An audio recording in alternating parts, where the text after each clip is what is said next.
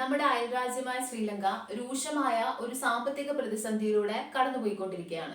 ഇപ്പൊ നമ്മൾ ന്യൂസ് ചാനലിൽ കണ്ടിട്ടുണ്ടാവും, അല്ലെങ്കിൽ പത്രങ്ങളിലൊക്കെ വായിച്ചിട്ടുണ്ടാവും, ശ്രീലങ്കയിൽ നിന്ന് ഇന്ത്യയിലേക്ക് അഭയാർത്ഥി പ്രവാഹം. പിന്നെ അവിടെ പെട്രോളിന് വേണ്ടി ക്യൂ നിൽക്കുന്ന ആൾക്കാര്, ഇന്ന് ക്യൂ നിന്നാലും പെട്രോൾ കിട്ടാതെ കുഴഞ്ഞു വീഴുന്ന ആൾക്കാര്, 1 കിലോ ആപ്പിളിന് 1500 രൂപ, 1 കിലോ അരിക്ക് 448 രൂപ, അതായത് ശ്രീലങ്കൻ റുപ്പിയിലാണ് 448 രൂപ, 1 ലിറ്റർ പാലിന് 260 രൂപ. അപ്പൊ എന്താണ് ശ്രീലങ്കയിലെ യഥാർത്ഥ പ്രശ്നം? എന്തുകൊണ്ടാണ് ശ്രീലങ്കയുടെ സാമ്പത്തിക മേഖല ഇങ്ങനെ തകിടം മറിഞ്ഞത്?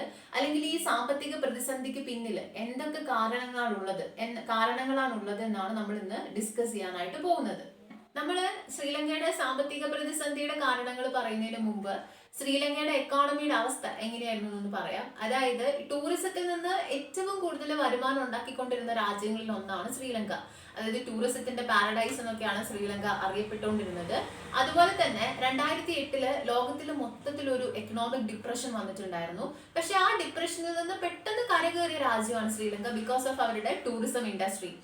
അത് കഴിഞ്ഞ് പിന്നെ വരുന്നത് എന്താന്ന് വെച്ചാൽ ഈ ഹ്യൂമൻ ഡെവലപ്മെന്റ് ഇൻഡെക്സ് ഇല്ലേ, ഹ്യൂമൻ ഡെവലപ്മെന്റ് ഇൻഡെക്സിൽ ഇന്ത്യനേക്കാളും 60 റാങ്കിൽ മുന്നിൽ നിന്ന രാജ്യമാണ് ശ്രീലങ്ക എന്ന് പറയുന്നത്. അപ്പൊ ഇത്രയും പ്രോസ്പെറസ് ആയിട്ടുള്ള ഒരു രാജ്യം എങ്ങനെ ഇങ്ങനെ ആയി എന്നുള്ളതാണ് നമ്മുടെ ചർച്ചാ വിഷയം. അപ്പോൾ ശ്രീലങ്ക ഇത്രയും പ്രോസ്പെറസ് ആണെങ്കിലും അതിന്റെ ഇന്റേണൽ എക്കോണമി ഗവൺമെന്റ് റൺ ചെയ്തുകൊണ്ടിരുന്നത് കടം മേടിച്ച പൈസ വെച്ചിട്ടായിരുന്നു. അപ്പൊ ഫസ്റ്റത്തെ റീസൺ, അതായത് ശ്രീലങ്കയുടെ സാമ്പത്തിക പ്രതിസന്ധിയുടെ ഫസ്റ്റത്തെ റീസൺ എന്ന് പറയുന്നത് കടക്കണി പ്ലസ് ഗവൺമെന്റിന്റെ കറപ്ഷൻ ആണ്. അപ്പൊ എങ്ങനെ ശ്രീലങ്കയിൽ ഇത്ര കടം ഉണ്ടായി എന്നുള്ളതാണ് നമ്മൾ ഡിസ്കസ് ചെയ്യാനായിട്ട് പോകുന്നത്. അപ്പം 1983 മുതൽ 2009 വരെ ഏകദേശം ഒരു 20-28 വർഷം ശ്രീലങ്കയില് സിവിൽ വാർ ആയിരുന്നു. അതായത് ശ്രീലങ്കയിൽ 2 പ്രധാനപ്പെട്ട എത്നിക് ഗ്രൂപ്പുകളാണുള്ളത്. ഒന്നെന്ന് പറഞ്ഞിട്ടുണ്ടെങ്കിൽ നമ്മുടെ സിംഹളാസ് ഒരു 75% ഉണ്ട്, ബാക്കിയുള്ളത് തമിഴ്സ് ആണ് ഒരു 12%. അപ്പൊ ശ്രീലങ്കയുടെ നോർത്തേൺ സൈഡിലാണ് ഈ തമിഴ്സ് ജീവിക്കുന്നത്. അപ്പൊ ഈ തമിഴ്സും സിംഹളാസും തമ്മിൽ സിവിൽ വാർ ആയിരുന്നു ശ്രീലങ്കയിൽ 1983 മുതൽ 2008 വരെ. ലാസ്റ്റ് സിംഹള ദേശീയവാദം ഉയർത്തിപ്പിടിച്ചുകൊണ്ട് നമ്മുടെ മഹേന്ദ്ര രാജപക്ഷ അധികാരത്തിൽ വന്നു. അങ്ങനെ മഹേന്ദ്ര രാജപക്ഷ അധികാരത്തിൽ വന്ന ഉടനെ എന്താ ചെയ്തതെന്ന് വെച്ചാല്, ഈ ശ്രീലങ്ക എന്ന് പറയുന്നത് ടൂറിസത്തിൽ നിന്ന് ഒരുപാട് ഇൻകം ഉണ്ടാക്കുന്ന രാജ്യമല്ലേ. അപ്പൊ അവരുടെ ടൂറിസം ഇൻഡസ്ട്രീനെ സ്ട്രെങ്തൻ ചെയ്യാൻ വേണ്ടിയിട്ട് ഇൻഫ്രാസ്ട്രക്ചർ, അതായത് നല്ല അടിസ്ഥാന സൗകര്യങ്ങൾ വേണ്ടേ. അപ്പൊ അടിസ്ഥാന സൗകര്യങ്ങൾ വികസനത്തിന് വേണ്ടിയിട്ട് പല രാജ്യങ്ങളിൽ നിന്ന് കടമെടുക്കാനായിട്ട് തുടങ്ങി. അപ്പൊ നമ്മളിപ്പോ ഒരു സ്ഥലത്ത് നിന്ന് കടം എടുത്തു, നമ്മൾ ആ കടം തിരിച്ചടയ്ക്കണമല്ലോ. അപ്പൊ എന്താ ചെയ്യുക? ഇപ്പൊ നമ്മൾ എഡ്യൂക്കേഷൻ ലോൺ എടുത്തിട്ടുണ്ടെങ്കിൽ ആ എഡ്യൂക്കേഷൻ ലോൺ നമ്മൾ എപ്പോഴാണ് തിരിച്ചടയ്ക്കുന്നത്? നമുക്ക് ജോലി കിട്ടി കഴിഞ്ഞിട്ടാ. ഇപ്പൊ നമ്മൾ എഡ്യൂക്കേഷണൽ ലോൺ എടുത്ത് പഠിച്ചിട്ട് നമുക്ക് ജോലി കിട്ടിയില്ല, അപ്പൊ നമ്മൾ എങ്ങനെ പൈസ തിരിച്ചടയ്ക്കും? ഇതേ ഒരു അവസ്ഥയാണ് ശ്രീലങ്കയിൽ സംഭവിച്ചത്. പല രാജ്യങ്ങളിൽ നിന്ന്, ഇപ്പൊ ഇന്ത്യയിൽ നിന്ന്, ചൈനയിൽ നിന്ന്, പിന്നെ ഇന്റർനാഷണൽ മാർക്കറ്റിൽ നിന്ന് മാർക്കറ്റ് ബോറോവിങ്സ് വരെ നടത്തി, അവിടുന്ന് വരെ കടമെടുത്തിട്ട് ഇൻഫ്രാസ്ട്രക്ചർ ഡെവലപ്പ് ചെയ്തു. പക്ഷെ ഇവര് വികസിപ്പിച്ചെടുത്ത ഈ അടിസ്ഥാന സൗകര്യങ്ങൾ ഇവര് വിചാരിച്ച രീതിയിൽ ഇവർക്ക് ഇൻകം ഉണ്ടാക്കി കൊടുത്തില്ല. അപ്പൊ ഇൻകം ഉണ്ടാക്കി കൊടുക്കാതിരിക്കുമ്പോൾ എന്തായാലും എടുത്ത കടം തിരിച്ചടയ്ക്കണ്ടേ. കടം തിരിച്ചടയ്ക്കാൻ വേണ്ടിയിട്ട് ഇവർ എന്താ ചെയ്തതെന്ന് വെച്ചിട്ടുണ്ടെങ്കിൽ പിന്നെയും കടം എടുത്തു. അങ്ങനെ കടത്തിന്റെ മേലെ കടമായി. ഇതാണ് വലിയൊരു കടക്കണി ശ്രീലങ്കയിൽ ഉണ്ടാക്കിയത്. ഇപ്പൊ ഒരു എക്സാമ്പിൾ പറഞ്ഞിട്ടുണ്ടെങ്കിൽ, ശ്രീലങ്കയിൽ ഒരു ഫേമസ് ആയിട്ടുള്ള ഒരു തുറമുഖമാണ് ഹമ്പൻതോട്ട. അത് 2010 ചൈനയാണ് ഒരു 800 കോടി ഇൻവെസ്റ്റ്മെന്റ് അവിടെ നടത്തിയത്. ചൈനയുടെ അടുത്ത് നിന്ന് അത്രയും പൈസ കടം എടുത്തിട്ടാണ് ശ്രീലങ്ക ഹമ്പൻതോട്ട തുറമുഖം പണിയെടുപ്പിച്ചത്. പക്ഷെ ഇത് പണി കഴിപ്പിച്ച് കഴിഞ്ഞപ്പോഴത്തേനും ഇവർ വിചാരിച്ച രീതിയിൽ ഒരു ഇൻകം അവിടെ നിന്ന് ഉണ്ടാക്കാനായിട്ട് പറ്റിയില്ല. ചൈനയ്ക്ക് പൈസ തിരിച്ചു കൊടുക്കാനായിട്ട് ഇവർക്ക് പറ്റുന്നില്ല. ലാസ്റ്റ് അവരിപ്പോ എന്താ ചെയ്തതെന്ന് വെച്ചാൽ ആ തുറമുഖം 99 വർഷത്തേക്ക് ചൈനയ്ക്ക് ലീസിന് കൊടുത്തേക്കുവാണ്. അതായത് ശ്രീലങ്കയ്ക്ക് പൈസ തിരിച്ചു കൊടുക്കാൻ പറ്റുന്നില്ല, അപ്പൊ ചൈന തന്നെ ലീസിന് കൊടുത്തിട്ട് 99 വർഷത്തിൽ ചൈന തന്നെ ഇൻകം ജനറേറ്റ് ചെയ്തോട്ടെ എന്നുള്ള ഒരു രീതിയിലാണ് കൊടുത്തേക്കുന്നത്. ഇത് ഒരു എക്സാമ്പിളാണ്. ഇങ്ങനെ പല പല പല പല ഇൻഫ്രാസ്ട്രക്ചർ ഡെവലപ്മെന്റ് ആക്ടിവിറ്റീസ് ഇവർ ചെയ്തു.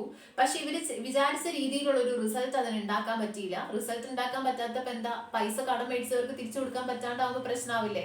അപ്പൊ പിന്നെ വേറെ സ്ഥലത്ത് പോയി കടം മേടിക്കും. അങ്ങനെ കടത്തിന്റെ മേലെ കടം. അങ്ങനെയാണ് ശ്രീലങ്കയിൽ വല്ലാത്തൊരു കടക്കണി ഉണ്ടായത്. പിന്നെ ഇവരെന്താ ചെയ്തതെന്ന് വെച്ചാൽ, ഈ കടം തിരിച്ചടയ്ക്കാൻ വേണ്ടിയിട്ട് അവരുടെ ഫോറിൻ എക്സ്ചേഞ്ച് റിസർവ്സിൽ നിന്ന് പൈസ എടുത്തു. 2019 ശ്രീലങ്കയുടെ ഫോറിൻ എക്സ്ചേഞ്ച് റിസർവ് എന്ന് പറയുന്നത് 750 കോടിയായിരുന്നു. ഇപ്പൊ ഈ ഒരു സമയത്ത് ശ്രീലങ്കയുടെ ഫോറിൻ എക്സ്ചേഞ്ച് റിസർവ് എന്ന് പറയുന്നത് 200 കോടിയാണ്. അപ്പൊ എന്തിനാ നമ്മൾ ഈ ഫോറിൻ എക്സ്ചേഞ്ച് റിസർവ് യൂസ് ചെയ്യുന്നതെന്നുള്ള ഒരു ഡൗട്ട് വരും. അപ്പം ശ്രീലങ്ക എന്ന് പറയുന്നത്, അല്ലെങ്കിൽ എല്ലാ രാജ്യവും സ്വന്തമായിട്ട് എല്ലാ സാധനങ്ങളും ഉണ്ടാക്കുന്നില്ല. നമുക്ക് ചില കാര്യങ്ങളൊക്കെ ആവശ്യം വരില്ലേ, അത് മറ്റു രാജ്യങ്ങളിൽ നിന്ന് നമ്മൾ മേടിക്കേണ്ടി വരും. അത് മേടിക്കണമെങ്കിൽ അവർക്ക് പൈസ കൊടുക്കണ്ടേ. അപ്പൊ ആ ഒരു പർച്ചേസിന് വേണ്ടിയിട്ടാണ് നമുക്ക് ഈ ഫോറിൻ എക്സ്ചേഞ്ച് റിസർവ്സ് ഉണ്ടാവുക, എക്സ്പോർട്ടും ഇമ്പോർട്ടും തമ്മിലുള്ള ഒരു ബാലൻസ് മെയിൻറ്റെയിൻ ചെയ്യാൻ വേണ്ടിയിട്ട്. ഇപ്പൊ ഫോറിൻ എക്സ്ചേഞ്ച് റിസർവ് കയ്യിലില്ലെങ്കിൽ പിന്നെ എങ്ങനെ മറ്റ് രാജ്യങ്ങളെടുത്ത് പോയി സാധനം മേടിക്കും? അപ്പൊ അവിടെ ഒരു ക്വസ്റ്റ്യൻ മാർക്ക് ആയില്ല. അപ്പൊ ഇങ്ങോട്ടേക്കൊന്നും ഇമ്പോർട്ട് ചെയ്യാനായിട്ട് പറ്റില്ല. അപ്പൊ ഇത് ഫോറിൻ എക്സ്ചേഞ്ച് റിസർവ്സ് ഇനിയിപ്പോൾ ശ്രീലങ്കയുടെ അടുത്ത് ആകെ 200 കോടി മാത്രമേ ഉള്ളൂ. അതും കൂടെ എടുത്ത് ശ്രീലങ്ക കൊടുത്തു കഴിഞ്ഞാൽ ശ്രീലങ്ക സീറോ ആയി, ഒന്നുമില്ല ശ്രീലങ്കയുടെ അടുത്ത്. അപ്പോൾ ഒന്നാമത്തെ റീസൺ ശ്രീലങ്കയിൽ ഇങ്ങനെ ഒരു സാമ്പത്തിക പ്രതിസന്ധി ഉണ്ടാവാനായിട്ടുള്ള ഒന്നാമത്തെ റീസൺ എന്ന് പറയുന്നത് ശ്രീലങ്കയുടെ കടക്കെണിയാണ്. ഈ കടം ഉണ്ടാക്കിയത് മഹേന്ദ്ര രാജപക്ഷയുടെ ഗവൺമെന്റ് ആണ്, 90% കടം ഉണ്ടാക്കിയത്.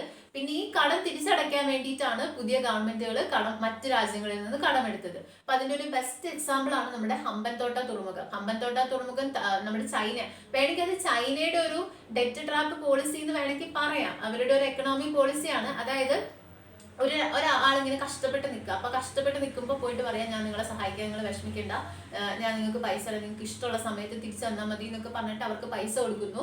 പക്ഷെ വല്ലാത്തൊരു ക്രൈസിസ് വരുമ്പോൾ അവർക്ക് വേറെ ഒന്നും ചെയ്യാൻ പറ്റില്ല. അപ്പൊ അവരുടെ വീട് സ്ഥലവും മേടിച്ചെടുക്കുന്നു. അങ്ങനെ ഒരു ഡെറ്റ് ട്രാപ്പ് പോളിസിയാണ് ചൈന യൂസ് ചെയ്തത്. എന്തായാലും ചൈന അത്രയും ഇൻവെസ്റ്റ്മെന്റ് നടത്തി, ചൈനയ്ക്ക് അതിൽ നിന്ന് തിരിച്ചൊന്നും കിട്ടിയില്ല. അപ്പൊ ശ്രീലങ്ക ആ തുറമുഖം തന്നെ അവർക്ക് 99 വർഷത്തേക്ക് വിട്ടുകൊടുക്കുകയാണ് ചെയ്യുന്നത്. അപ്പൊ ഇങ്ങനെ ഒരുപാട് ഇൻഫ്രാസ്ട്രക്ചർ ഇൻവെസ്റ്റ്മെന്റുകൾ ശ്രീലങ്ക നടത്തി, പക്ഷെ അതെല്ലാം ഫ്ലോപ്പ് ആയി പോയി.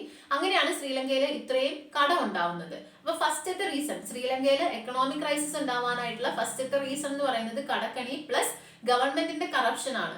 അതായത് മഹേന്ദ്ര രാജപക്ഷയുടെ ഗവൺമെന്റ്, പിന്നെ ഇപ്പൊ ഭരിക്കുന്നതും രാജപക്ഷ കുടുംബത്തിൽ പെട്ട ഒരാളാണ്. അതിനകത്ത് Mahendra president, prime minister, economic minister, അതായത് ഫിനാൻസ് മിനിസ്റ്റർ, 3 പേരും രാജപക്ഷ കുടുംബത്തിൽ പെട്ട ആൾക്കാരാണ്. അപ്പൊ ഇവര് ഒരുപാട് പ്രോഫിറ്റ് ഇതുപോലുള്ള ഇൻഫ്രാസ്ട്രക്ചർ ഇൻവെസ്റ്റ്മെന്റുകളിൽ നിന്ന് നടത്തിയിട്ടുണ്ട്. അപ്പൊ ആ ഫാമിലി മൊത്തത്തിൽ അവര് കറപ്റ്റഡ് ആണ്. അപ്പൊ അഴിമതി പ്ലസ് അവരുടെ കടമെടുപ്പ്, ഇത് രണ്ടുമാണ് ഒന്നാമത്തെ റീസൺ എന്ന് പറയുന്നത് ശ്രീലങ്കയുടെ ഇപ്പോഴത്തെ സാമ്പത്തിക പ്രതിസന്ധിക്ക്. രണ്ടാമത്തെ റീസൺ എന്ന് പറയുന്നത് 2019 ശ്രീലങ്കയിൽ ഒരു ടെററിസ്റ്റ് അറ്റാക്ക് നടന്നിട്ടുണ്ടായിരുന്നു.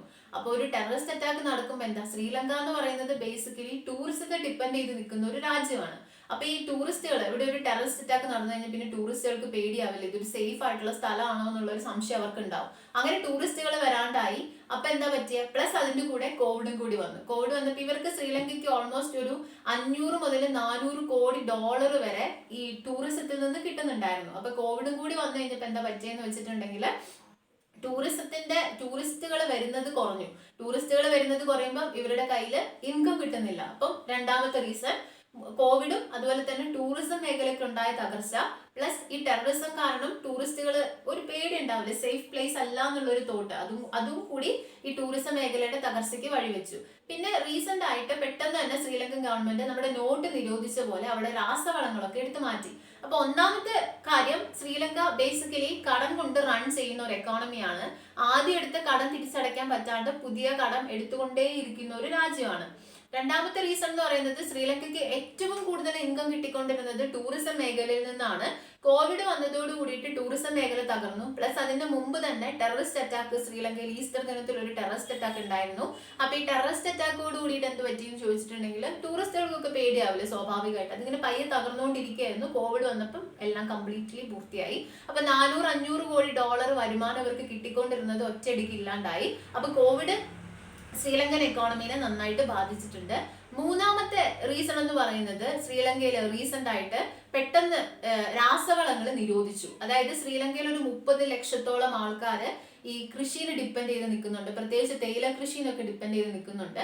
അപ്പം ശ്രീലങ്കയിൽ മൊത്തം ജൈവവളം യൂസ് ചെയ്താൽ മതി, രാസവളങ്ങളൊന്നും യൂസ് ചെയ്യാൻ പാടില്ലെന്നുള്ള ഒരു പെട്ടെന്നുള്ള ഒരു എന്താ പറയുക, ഒരു ഉത്തരവ് ഗവൺമെന്റ് കൊണ്ടുവന്നു. നമ്മുടെ നോട്ടൊക്കെ നിരോധിച്ചില്ലേ, അതുപോലെ പെട്ടെന്നൊരു ഉത്തരവ് കൊണ്ടുവന്നു. അപ്പൊ ഇതെന്താ സംഭവിച്ചതെന്ന് വെച്ചാൽ കൃഷിയിലുള്ള പ്രൊഡക്ഷൻ ഡ്രാസ്റ്റിക്കലി ഡിക്രീസ് ചെയ്തു, ഭയങ്കരമായിട്ടും കുറഞ്ഞു. അപ്പൊ ഇത് കുറഞ്ഞു കഴിഞ്ഞപ്പോൾ ഇവർക്ക് ഒരു രീതിയിലും ഒരു പ്രോഫിറ്റ് എക്കോണമിയിൽ ഉണ്ടാവുന്നില്ല. പിന്നെ എന്താ സംഭവിച്ചതെന്ന് വെച്ചാൽ റീസെന്റ് ആയിട്ടുള്ള റഷ്യ ഉക്രൈൻ പ്രശ്നം, ആ പ്രശ്നം കൊണ്ട് എന്താ ഇന്റർനാഷണൽ മാർക്കറ്റിൽ ക്രൂഡ് ഓയിലിന്റെ വില ഭയങ്കരമായിട്ടും കൂടുമല്ലേ. അപ്പൊ പെട്രോളിന്റെ വില കൂടുന്നു. പെട്രോളിന്റെ വില കൂടുമ്പോഴത്തേനും ഓൾറെഡി എന്താ ഒരു പ്രശ്നത്തിൽ നിൽക്കുക, മോങ്ങാനിരുന്ന പട്ടീന്റെ തലയിൽ തേങ്ങ വീണു എന്ന് പറയുന്ന പോലെ ഓൾറെഡി ഇവര് പ്രശ്നത്തിൽ നിൽക്കുക. അതിന്റെ കൂടെ ഈ പെട്രോളിന്റെ പ്രൈസും കൂടി കൂടിക്കഴിഞ്ഞപ്പോഴത്തേനും ഇക്കോണമിക്ക് പിടിച്ചു നിൽക്കാൻ പറ്റില്ല. അപ്പൊ ഗവൺമെന്റ് എന്താ ചെയ്തതെന്ന് വെച്ചാൽ ഗവൺമെന്റ് അവരുടെ റുപ്പിയുടെ വാല്യൂ ഡിപ്രീഷിയേറ്റ് ചെയ്തു, വാല്യൂ ഡീവാലുവേറ്റ് ചെയ്തു. ഇന്ത്യൻ റുപ്പിയുടെ വാല്യൂ ഡീവാലുവേറ്റ് ചെയ്തിട്ടുണ്ട്.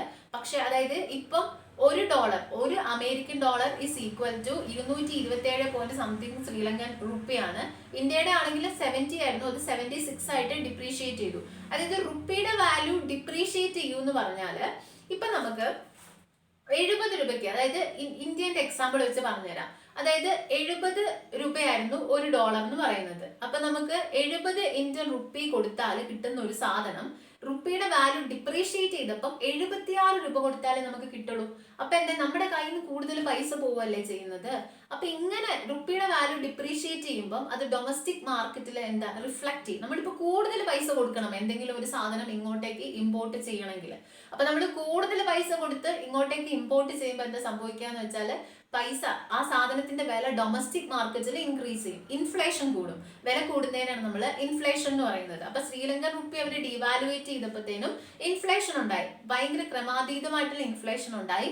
പ്ലസ് പെട്രോളിന്റെ വിലയും കൂടി കൂടിയപ്പോൾ ഇൻഫ്ലേഷൻ എന്താ പറയാ ഭയങ്കരമായിട്ട് കൂടി. ഇപ്പൊ നമ്മൾ ഒരു ചാക്ക് പൈസയും കൊണ്ട് പോയാലും അവിടുന്ന് ഒന്നും കിട്ടാത്ത ഒരു അവസ്ഥയാണ് ശ്രീലങ്കയിലുള്ളത്. അപ്പൊ ഇതൊക്കെയാണ് ഇമ്പോർട്ടന്റ് ആയിട്ടുള്ള ശ്രീലങ്കയിലുള്ള പ്രശ്നങ്ങൾ എന്ന് പറയുന്നത്. ഒന്ന് കടക്കണി, രണ്ട് അവിടുത്തെ ഗവൺമെന്റിന്റെ കറപ്ഷൻ, മൂന്നെന്ന് പറഞ്ഞിട്ടുണ്ടെങ്കിൽ കോവിഡ് റിലേറ്റഡ് ആയിട്ട് ബന്ധപ്പെട്ടിട്ടുള്ള എക്കണോമിക് ക്രൈസിസും ടൂറിസം മേഖലയിൽ ഉണ്ടായ തകർച്ച, 4 അവര് രാസവളം പെട്ടെന്ന് നിരോധിച്ചപ്പോൾ കാർഷിക മേഖല തകർന്നു. പിന്നെ ഉള്ളത് റഷ്യ യുക്രൈൻ പ്രശ്നം. അത് ശ്രീലങ്കയുടെ പ്രശ്നമല്ല, പക്ഷേ ഈ റഷ്യ യുക്രൈൻ പ്രശ്നം ഇന്റർനാഷണൽ മാർക്കറ്റിൽ ഫ്ലക്ച്വേഷൻസ് ഉണ്ടാക്കി. ഈ ഫ്ലക്ച്വേഷൻസ് കൊണ്ട് ഗോൾഡിന്റെ പ്രൈസും അതുപോലെ തന്നെ പെട്രോളിന്റെ പ്രൈസും ഭയങ്കരമായിട്ട് ഇൻക്രീസ് ചെയ്തു.